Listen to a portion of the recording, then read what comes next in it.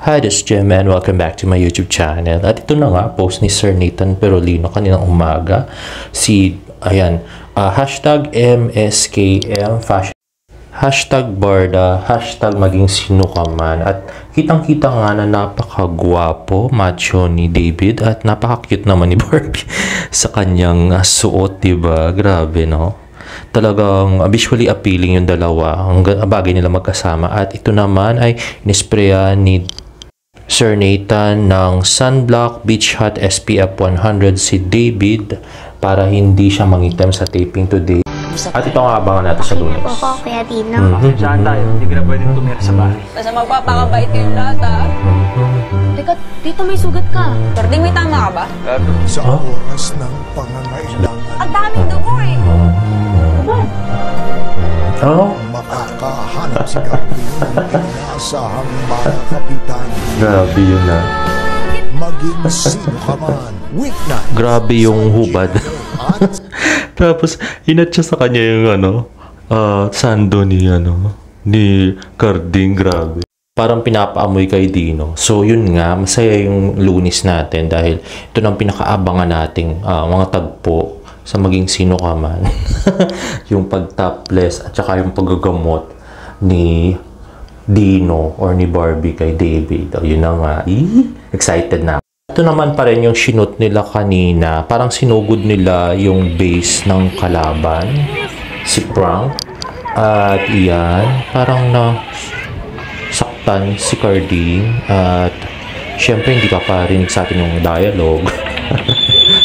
So, mata-mata na lang tayo. Tingin-tingin na lang natin kung anong ginagawa nila. Maganda naman silang panoorin kasi kwapo't maganda. Cute na mga nilalang ating mga bida. So, yan. Posto ni si Club yata. Oo, kanina. At yan na nga. So, okay, shooting. At yan. Tinakpan na sila ng mga cameraman. Stop, ayan. Ito yung isang video na pinakita. At yan, nakahabol na sila ni Frank at sumigaw na. At, hala, si Carding naman ang pilay ngayon. So, kanya-kanyang alala yung mga pilay pala to. At ito pala yung katuloy nung video. So, yan, nakapunta sa basketball court at parang nagkagulo dahil nagkakabarilan. Ang tanong, kaya bang alalayan ni Barbie si David? Pag pilay-pilay na ganyan, di ba? Ang laking tao, no? Ito pala yung isang episode. Ito yata yung susunod, yung magbo-beauty contest si Dino. So, yan na nga yun. At isa naman tong video na pinost ni Likhatsi Club kung saan inaasikaso nila si David para chill-chill lang si David at saka hindi siya ma-pressure. So, ini-encourage nila siya kasi alam naman natin na introvert si David. So, yan. Okay, ang gwapong-gwapo nating introvert. Ayan, diba? May fist bump. Napaka-tisoy tsaka napaka-red lips, diba? Diba? Swerte nung mapapakasa talaga nitong batang to, no?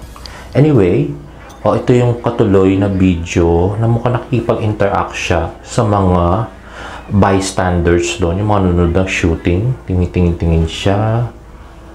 At yan. Pakindat-kindat. Daw. Laging expression ni David yun. Diba? So, yun na nga. Habang hihintay ang cue ni Direct sa kanilang scene. At nasa palengke pa rin sila. Hindi ko alam kung sa Taytay to, guys, no? So, basta nasa palengke sila, yun na yun.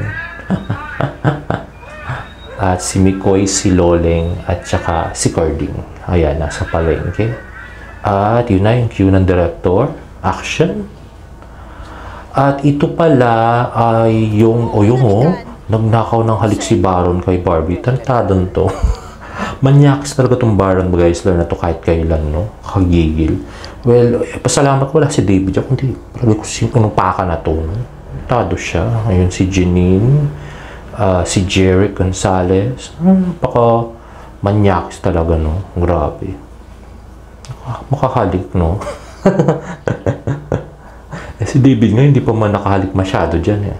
Happy National Seafarers So, ito naman for sa Salamat sa seafarers. ating marinong Filipino para sa pagtsatsaga. Dedikasyon sa trabaho at sa pagpapahalaga sa ating inang kalikasan. Ayun, di ba? So, green nila yung mga seafarers. Siyempre, maganda silang tignan pareho. At yan na naman, si David. Ito pa rin yung sa Palanga Bataan, actually. Yan. Yung sign siya, pasakay sa kanya, sumakay sa kanyang bagong-bagong Nissan Patrol. Ayan, oh, nag-heart sign. Diba? For the fans. And there you have it. If you like this video, please give it a thumbs up and please subscribe to my YouTube channel for more Barda updates. See you in my next vlog. Bye!